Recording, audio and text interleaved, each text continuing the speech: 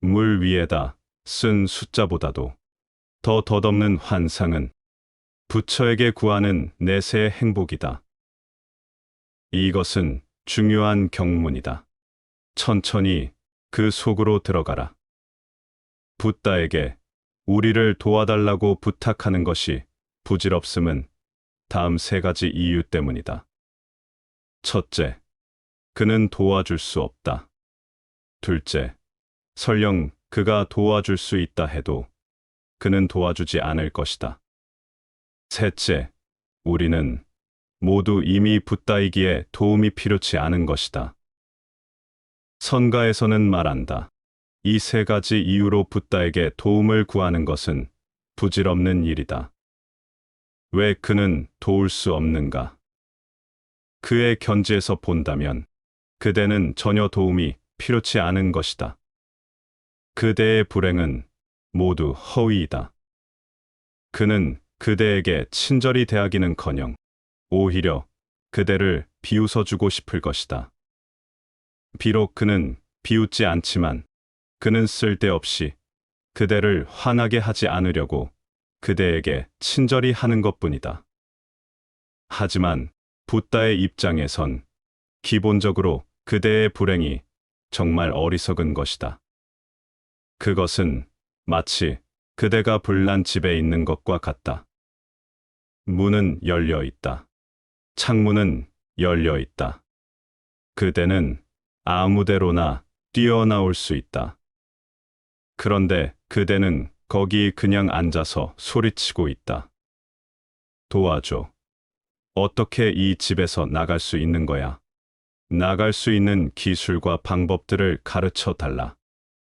집은 불타고 있고 그대는 바로 그 한가운데 앉아 있다. 그리고 문은 열려 있다.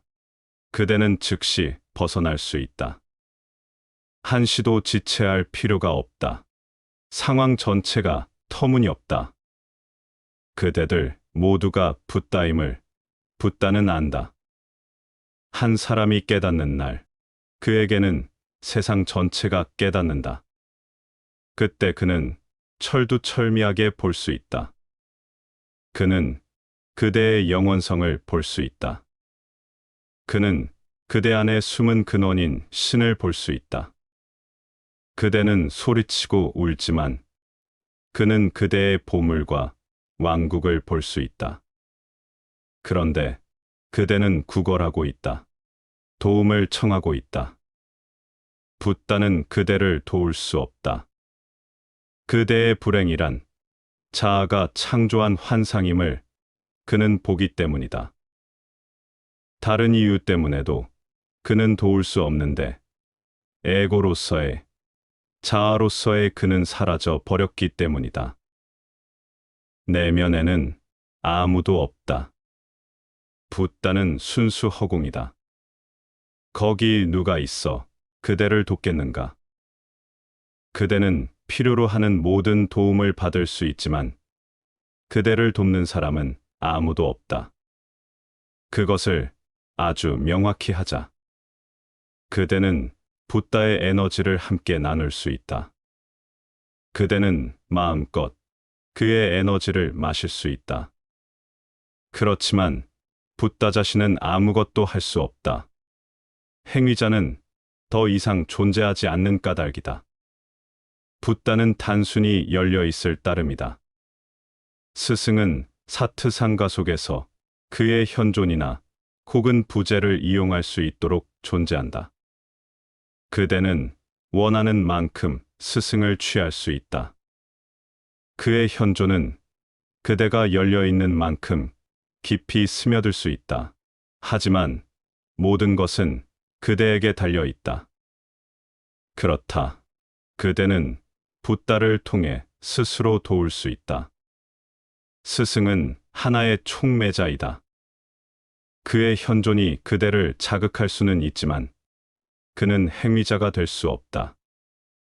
그는 어떤 것도 선도할 수 없다.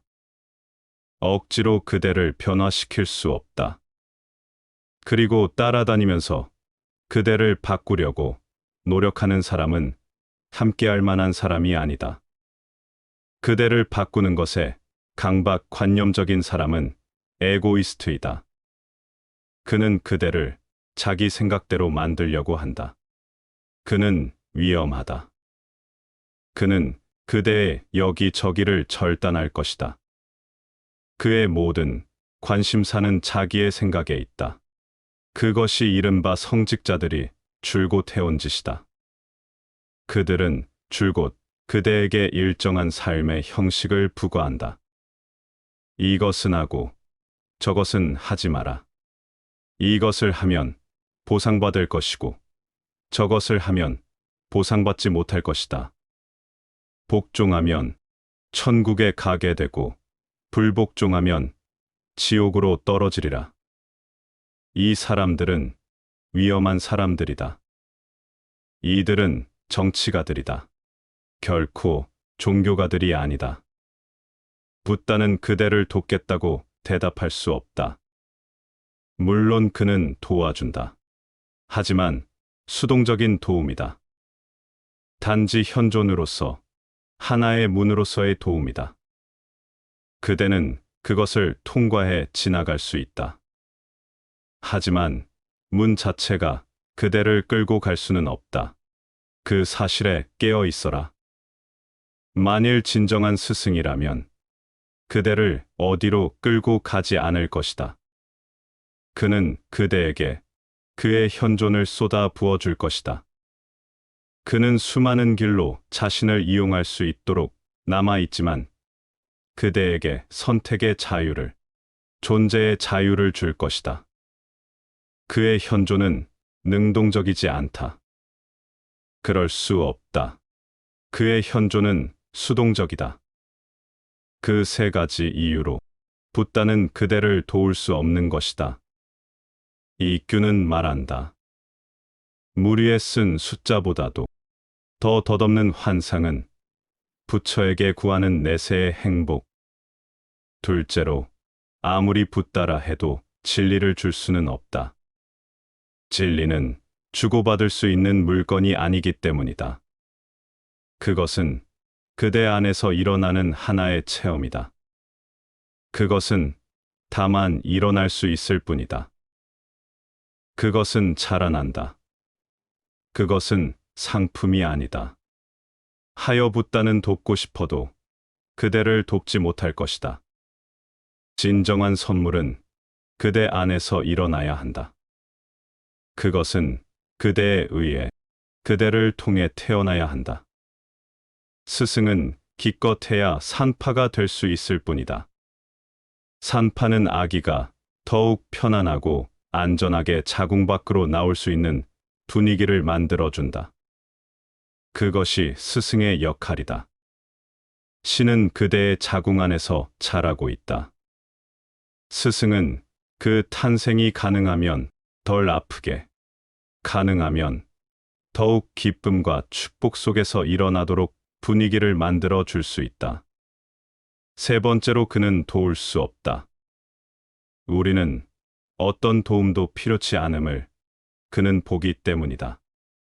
우리에게 필요한 모든 것은 우리 자유에 대한 자각이며, 즉, 저마다 자신의 창조자라는 사실을 자각하는 것이다.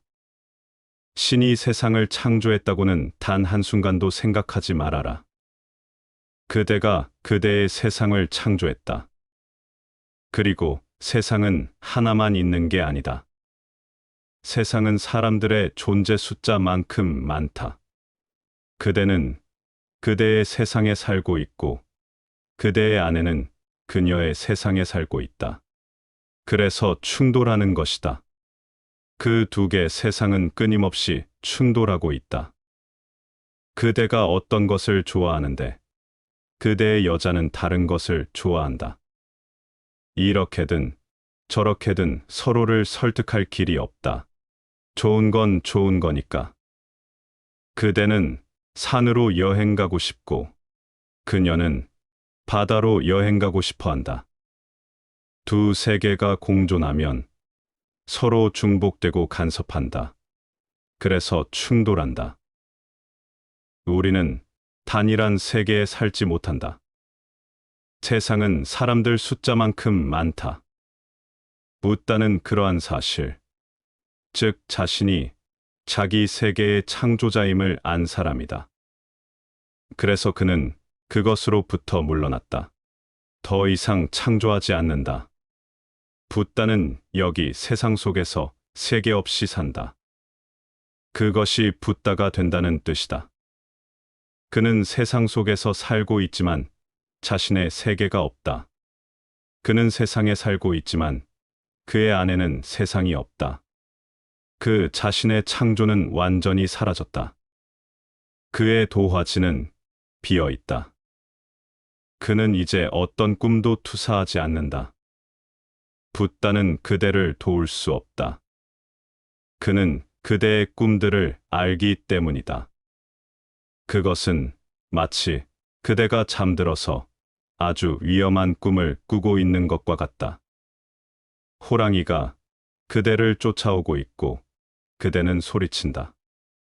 꿈 속에서 도와줘, 도와줘 하고 소리치는데 곁에 있는 누군가가 그대를 깨운다. 그대는 그가 어떻게 해줘야 한다고 생각하는가? 그가 그대를 도우려고 노력해야 하는가? 그러면 그는 그대처럼 어리석다. 그대처럼 잠들어 있거나 아니면 더 깊이 잠들어 있을 것이다. 그는 웃을 것이다. 그는 거기에 호랑이가 없다는 걸 안다. 그것은 그대의 창조물이고 그대의 상상이다. 그는 아마 통쾌히 웃을 것이다. 하지만 그대는 괴롭다. 그 호랑이는 상상일 테지만 그 순간 그대의 고통은 사실 같다. 눈물이 나오고 그대는 몸을 떨며 진저리 친다. 깨어있는 사람이 어떻게 해야겠는가? 그는 그대를 호랑이에게서 구해줄 수 없다. 무엇보다도 호랑이는 존재하지 않기 때문이다. 그가 할 수 있는 한 가지는 그대를 깨우는 것이다. 그의 역할은 그대를 잠들거나 꿈꾸지 않게 하는 것이기 때문이다. 아마도 가끔은 달콤한 꿈을 꿀 때도 있을 것이다. 하지만 꿈은 꿈이다. 달콤하건 쓰건. 설령 그것이 대단히 즐거울지라도 꿈인 것이다. 진리는 어쩌면 그다지 즐겁지 않을지도 모른다. 하지만 그것은 깨닫는 것이다. 한번 그대가 진리를 보게 되면 삶은 전혀 새로운 차원으로 움직인다. 그것은 지복의 차원이다. 지복은 행복을 의미하는 게 아니다. 왜냐하면 그대가 말하는 행복이란 또 다시 오락이기 때문이다. 그대가 말하는 행복이란 쾌락이나 감각이나 흥분에 지나지 않기 때문이다.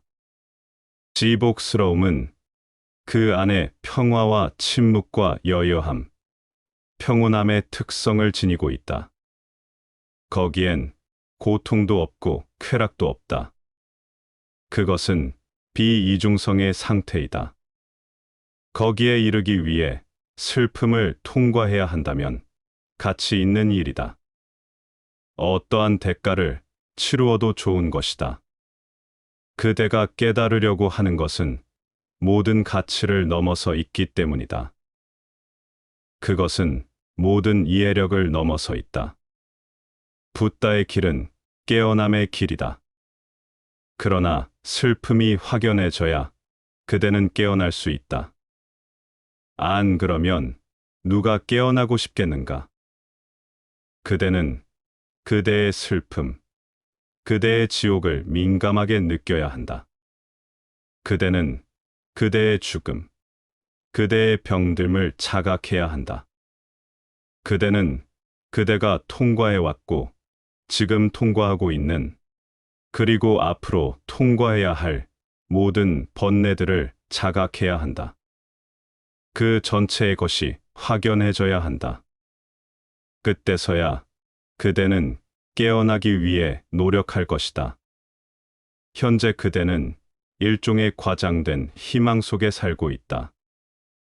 그것은 바로 과장된 슬픔에 의해서만 소멸될 수 있다. 정반대의 극성을 끌어와야 한다. 그대는 모든 상처들을 숨기고 있다. 붓다는 그것들을 열어젖히고 싶어 한다. 당연히 그대는 그것을 좋아하지 않는다. 자신의 상처들을 보는 것은 고통스럽다. 인생이 너무나 괴로워 보이기 시작한다. 그대는 자살을 생각한다. 붓다는 그대가 그 지점에 도달하길 바란다. 자살을 생각하는 시점에서 오직 거기에서 사냐스는 가능하다. 그 이전에는 아니다. 인생 전체가 무의미하다고 생각될 때, 오직 그때 그대의 에너지는 이제 다른 의미를 찾아봐야겠다는 하나의 초점에 집중되기 시작한다. 이 인생은 완전히 실패했다. 이제 다른 인생을 찾아야 한다. 나는 내 자신의 바깥에서 살아왔고, 그것은 슬픔과 번뇌뿐임을 알았다. 이제 나는 내면으로 돌아서야 한다. 180도 돌아서야 한다는 결론에 도달해야 한다. 이 경문은 그대 인생의 진실에 초점을 맞춘다. 물 위에 쓴 숫자보다도 더 덧없는 환상은 부처에게 구하는 내세의 행복.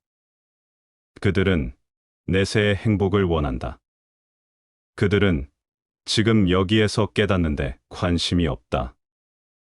그들은 죽음 이후의 아름다운 세상을 만드는 데만 관심이 있다.